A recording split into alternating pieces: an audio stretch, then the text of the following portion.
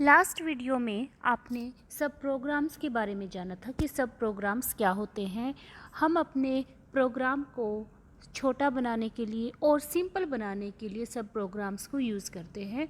Mainly हमने इस unit में या इस चैप्टर में 3 सब प्रोग्राम्स के बारे में स्टडी करना है। स्टेटमेंट फंक्शन के बारे में आप लास्ट लेक्चर में स्टडी कर चुके हैं। Now in this lecture you will learn about function sub programme. जो स्टेटमेंट फंक्शन हमने किया था that was a single line function. Single line function था, उसमें हमने क्या लिखा था, सबसे पहले फंक्शन का नेम लिखा था और ब्रैकेट में उसकी डमी आर्ग्यूमेंट्स थी और equal to some valid Fortran expression था। That was a single line function, but it is not always possible to express a function using a single fortran statement. तो इस केस में हम क्या कर सकते हैं, एक मल्टी लाइन फंक्शन यूज़ कर सकते हैं और इस मल्टी लाइन फंक्शन को ही हम बोलते हैं function sub program and its general form is this. सबसे पहले हम लिखते हैं रिटर्न टाइप कि ये जो फंक्शन है जो आप यूज़ करेंगे वो किस टाइप की वैल्यू प्रोग्राम में, मेन प्रोग्राम में रिटर्न करेगा या देगा। मान लो रियल टाइप की देगा तो यहाँ पर आप रियल लिख देंगे, इंटीजर टाइप का देगा तो यहाँ पर इंटीजर वर्ड लिख देंगे। फिर उसके बाद वर्ड फंक्शन लिखना है, फिर उसके बाद फंक्शन के बाद उसका नेम लिखना है, फंक्शन का नेम, कौन सा फंक्शन आप यूज़ कर रहे हो, और ब्रैकेट में लिस्ट ऑफ वेरिएबल्स, मीन्स ये जो आपने नेम लिखा है फंक्शन का वो किन किन वेरिएबल्स का फंक्शन है, किन किन पे डिपेंड कर रहा है। उसके बाद कुछ इंस्ट्रक्शंस होंगे सब प्रोग्राम इंस्ट्रक्शंस के, क्योंकि ये मल्टी लाइन फंक्शन है तो इसमें एक से ज़्यादा लाइंस होंगी। एक लाइन तो ये ऊपर वाली हो ही गई, इसके अलावा और भी बीच में स्टेटमेंट्स होंगी, इंस्ट्रक्शंस होंगी। लास्ट में जो आप स्टेटमेंट लिखेंगे यहाँ पर लिखेंगे रिटर्न, और जो लास्ट स्टेटमेंट होगी दैट विल बी एंड। जो रिटर्न है it shows the logical end of this sub program and shows the physical end of this sub program. Return जब यहाँ पर आप वर्ड लिख देते हैं तो यहाँ पर जो भी कैलकुलेशंस होंगी वो मेन प्रोग्राम में ये सब प्रोग्राम रिटर्न कर देगा, वहाँ पर पहुँचा देगा सब प्रोग्राम जितनी भी कैलकुलेशंस इस सब प्रोग्राम की हेल्प से की गई हैं। इसमें जो नेम है, फंक्शन का नेम है, फंक्शन का नेम 1 to 6 कैरेक्टर्स उसमें हो सकते हैं। एंड जो रिटर्न स्टेटमेंट है shows the logical end shows the physical end of this sub program and a sub program can have more than 1 return statement. एक से ज़्यादा रिटर्न स्टेटमेंट हो सकती हैं, जैसे मेन प्रोग्राम में एक से ज़्यादा स्टॉप स्टेटमेंट हो सकती हैं लेकिन एंड सिर्फ एक ही होता है। सिमिलरली इसमें भी एंड सिर्फ एक ही होगा, रिटर्न स्टेटमेंट एक से ज़्यादा भी हो सकती है। इसमें कुछ रूल्स हैं, फंक्शन सब प्रोग्राम लिखते वक्त कुछ रूल्स हैं जो फॉलो करने पड़ते हैं। जो फर्स्ट स्टेटमेंट है इस फंक्शन सब प्रोग्राम में, जैसे ये वाली है, that is always such that it specifies the type, name and dummy arguments। इस लाइन से ही पता चल जाना चाहिए कि किस टाइप की वैल्यूज़ रिटर्न करेगा ये सब प्रोग्राम और नाम क्या है उस फंक्शन का, और डमी आर्ग्यूमेंट्स, जो लिस्ट ऑफ वेरिएबल्स है these are dummy arguments. It is a single valued function, ये एक सिंगल वैल्यू ही मेन प्रोग्राम में रिटर्न करेगा। The variable and statement numbers used in Fortran sub program can be used in the main program. जो भी आप statement numbers या variables के नाम इस सब प्रोग्राम में यूज़ कर रहे हो वही सेम आप मेन प्रोग्राम में भी यूज़ कर सकते हो। Next is for any array of variables to be used in sub program. अगर आप सब प्रोग्राम में कोई एरे यूज़ कर रहे हो तो उसको डिक्लेयर करवाने के लिए, उसका टाइप डिक्लेयर करवाने के लिए हमें डायमेंशन स्टेटमेंट यूज़ करनी पड़ेगी। जो लास्ट एग्जीक्यूटेबल स्टेटमेंट है फंक्शन सब प्रोग्राम में it is return statement. Return statement is executable statement, last executable statement and the function sub program ends with the end statement. End लिखने के बाद इसका and हो जाएगा। इसको एक हम एग्जाम्पल की हेल्प से समझ सकते हैं ईजीली। इसमें देखो एक फंक्शन दे रखा है, फंक्शन डिफाइन कर रखा है एस, एक्स का फंक्शन है, ये एक्स वेरिएबल है, एस एक्स की वैल्यू 3 है। किस केस में, अगर एक्स की वैल्यू ग्रेटर देन 3 है तो S x is equal to x, अगर एक्स की वैल्यू -3 और 3 के बीच में लाई करती है तो एस एक्स की वैल्यू हो जाएगी एक्स के इक्वल। मान लो हमने एक्स की वैल्यू हम इसमें ले लें 2, तो एस एक्स की वैल्यू भी हो जाएगी 2, क्योंकि 2 -3 और +3 के बीच में लाई कर रहा है। थर्ड है इसमें S x is equal to -3, अगर एक्स की वैल्यू -3 है तो एस एक्स जो फंक्शन है उसकी वैल्यू हो जाएगी -3। तो इस तरीके से एक फंक्शन डिफाइन कर रखा है कि एस एक्स की वैल्यू 3 होगी अगर एक्स की वैल्यू ग्रेटर देन 3 है, इसकी वैल्यू x होगी अगर x की वैल्यू -3 और 3 के बीच में लाई करती है, और इसकी वैल्यू -3 होगी अगर x की वैल्यू लेस देन -3 है। यहाँ पर हमें z की वैल्यू कैलकुलेट करनी है। z भी एक फंक्शन है। z is equal to S of a plus S of b divided by S of a plus b। यहाँ पर देखो z किसका फंक्शन दे रखा है, z s का फंक्शन दे रखा है, s ऑलरेडी यहाँ पर डिफाइन कर रखा है। आर्ग्यूमेंट्स यहाँ पर अलग हैं, यहाँ पर अलग हैं। ये जो s ऑफ x है दीज आर डमी आर्ग्यूमेंट्स। जो मेन प्रोग्राम है उसमें a और b हैं आर्ग्यूमेंट्स। तो ये हमने यहाँ पर यूज़ करके ये वाला फंक्शन इस एक्सप्रेशन की वैल्यू निकालनी है z की। Now write a function sub program to compute the value of z। अब हमें z की वैल्यू कैलकुलेट करनी है using a function sub program. उसके लिए देखिए हम ऐसे लिख सकते हैं।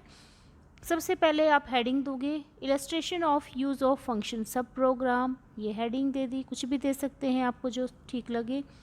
सी द मेन प्रोग्राम इज़, जो मेन प्रोग्राम है वो ये है और जो फंक्शन सब प्रोग्राम है वो ये अलग से दे रखा है। तो मेन प्रोग्राम में देखो क्या दे रखा है, रीड ए बी। ए और बी एक्चुअल आर्ग्यूमेंट्स हैं, एक्चुअल वेरिएबल्स हैं। z इज़ इक्वल टू जिस फंक्शन की हमें वैल्यू कैलकुलेट करवानी है, z की करवानी है, जैसे s ऑफ a लिखा plus s of b divided by a s of a plus b। उसके बाद प्रिंट z करवा देंगे, स्टॉप एंड। ये आपका हो गया यहाँ से लेकर यहाँ तक मेन प्रोग्राम। अब हमें इसको सोल्व करना with the help of a function sub program. उसके लिए फंक्शन सब प्रोग्राम ऐसे लिखेंगे। आप कमेंट किसी भी प्रोग्राम में एक से ज़्यादा डाल सकते हैं, तो यहाँ पर फिर से कमेंट डाल रखा है, अगर नहीं डालेंगे तो भी ठीक है। The function is computed below function S x. देखो यहाँ पर फंक्शन वर्ड यूज़ कर रखा है। इससे पहले आप टाइप भी यूज़ कर सकते हैं, जैसे यहाँ पर रियल टाइप की आप वैल्यू चाहते हैं कि ये फंक्शन रिटर्न करे तो रियल लिख सकते हैं। यहाँ पर देखो लिख नहीं रखा है, इसका मतलब कंप्यूटर अपने आप डिसाइड कर लेगा। जो एस वेरिएबल है, एस वैसे भी कैसा वेरिएबल होगा, रियल टाइप का होगा, क्योंकि आई जे के एल एम एन से स्टार्ट होने वाले वेरिएबल इंटीजर टाइप के वेरिएबल कंसीडर होंगे और उसके अलावा सारे के सारे रियल टाइप के। तो एस ऑफ एक्स के लिए अगर आप यहाँ पर नहीं भी लिखेंगे तो ऑटोमेटिकली जो वैल्यू ये रिटर्न करेगा that will B of real type. तो इसमें देखो जो ये फंक्शन डिफाइन कर रखा था ऊपर, s is equal to x, s के जो वैल्यू है, जो वेरिएबल है उसकी वैल्यू जो कि x का फंक्शन है उसकी वैल्यू x ले ली पहले ही। अब यहाँ पर जो दो कंडीशंस थी वो लगा ली। If x is less than -3, अगर x की वैल्यू -3 से कम है तो s की वैल्यू देखो यहाँ पर क्या थी, -3, ये आपको फंक्शन दे ही रखा है। If x is greater than 3, s की वैल्यू यहाँ पर दे ही रखी है, s x is equal to 3, return end. देखो s की वैल्यू x पहले इनिशियलाइज करवा दी।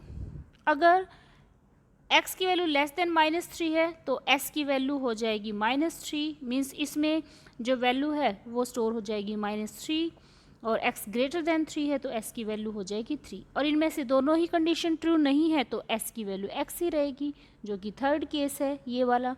उसके बाद लिखा है रिटर्न एंड। तो यहाँ पर जो भी कैलकुलेशंस होंगी इस फंक्शन की वो रिटर्न स्टेटमेंट के बाद यहाँ पर रिटर्न हो जाएंगी, मेन प्रोग्राम में पहुँच जाएंगी। अब हम इसको एक सिंपल एग्जांपल की हेल्प से कर सकते हैं। जैसे मान लो इसी प्रोग्राम में हम a की वैल्यू ले लें 2, a इज इक्वल टू 2, और b की वैल्यू ले लें हम 4।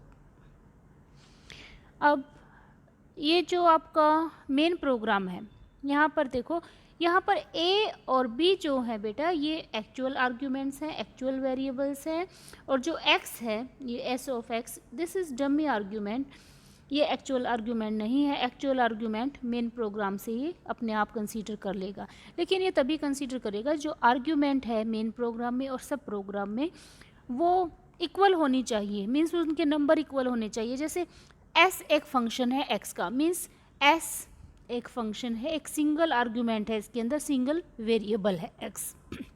तो आप, और इसमें देखो जो मेन प्रोग्राम है s ऑफ a, इसमें भी एक ही फंक्शन है, एक का ही फंक्शन है, a का या b का। अब इसमें अगर मान लो मेन प्रोग्राम में ये लिखा होता है s of a comma b, ठीक है, तो ये दो आर्ग्यूमेंट्स का फंक्शन हो जाता है एक साथ, s is a function of a and b। इसमें 2 आर्ग्यूमेंट्स हो गई, और जो आपका सब प्रोग्राम है उसमें आपने s ऑफ x ले रखा है। तो जो नंबर ऑफ आर्ग्यूमेंट्स हैं वो मेन प्रोग्राम में और सब प्रोग्राम में इक्वल होनी चाहिए, मींस उसमें 1 है मेन प्रोग्राम में तो इसमें भी 1 होनी चाहिए, 2 है तो इसमें भी 2 होनी चाहिए, अदरवाइज़ ये कुछ गलत वैल्यू रिटर्न कर देगा या फिर प्रोग्राम एग्जीक्यूट ही नहीं होगा, एरर शो कर देगा, क्योंकि इसको समझ में ही नहीं आएगा कि क्या वैल्यू रिटर्न करनी है। तो यहाँ पर नंबर ऑफ आर्ग्यूमेंट्स सेम होनी चाहिए मेन प्रोग्राम में भी और फंक्शन सब प्रोग्राम में भी। अब यहाँ पर हम कर रहे थे कि a की वैल्यू अगर 2 है, b की वैल्यू 4 है, तो चलो इस z की वैल्यू कैलकुलेट करते हैं। z is equal to s of 2 plus s of b की value 4 divided by s of a plus b। a plus b की वैल्यू क्या आ जाएगी 6।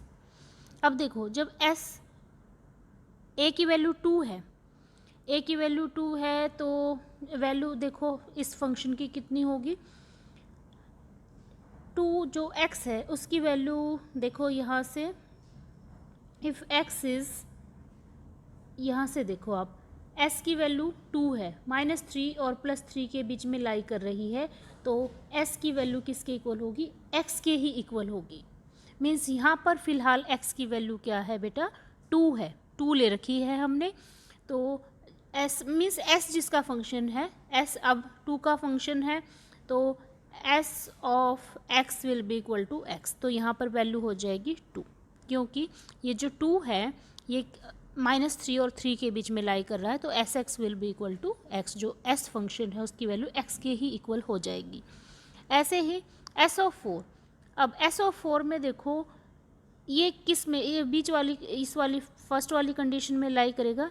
अगर x ग्रेटर देन 3 है तो s की वैल्यू क्या हो जाएगी 3, तो यहाँ पर s ऑफ 4 क्या हो जाएगा 3 divided by s of 6, s of 6 भी 3 से ग्रेटर है तो एस एक्स की वैल्यू फिर से क्या हो जाएगी 3, तो divided by 3, this will be equal to 5 divided by 3, तो ये वैल्यू क्या आ जाएगा यहाँ पर 1.66666।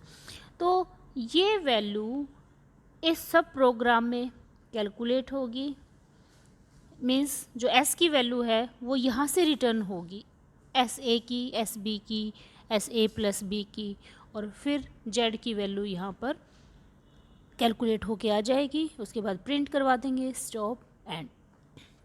तो यहाँ पर एस ए, एस बी, जो s फंक्शन है उसको डिफाइन किया गया है एक सब प्रोग्राम में, और जैसे ही यहाँ पर देखो s ऑफ a अपीयर होगा तो अपने आप जो कमांड है वो कहाँ चली जाएगी, सब प्रोग्राम में चली जाएगी, और s की वैल्यू यहाँ से रिटर्न होके इस मेन प्रोग्राम में आएगी, और फिर मेन प्रोग्राम में ये सारी कैलकुलेशंस होंगी, और फिर प्रिंट स्टॉप एंड, तो ये रिजल्ट हमें मिल जाएगा। मीन्स हमने इस पर्टिकुलर एग्जांपल में फंक्शन सब प्रोग्राम की हेल्प से s की वैल्यू यहाँ पर कैलकुलेट करवाई है कि s की वैल्यू क्या होगी, s की वैल्यू x कब होगी, s की वैल्यू -3 कब लेंगे, s की वैल्यू +3 कब लेंगे, ये सारा का सारा काम हमने सब प्रोग्राम की हेल्प से करवाया है।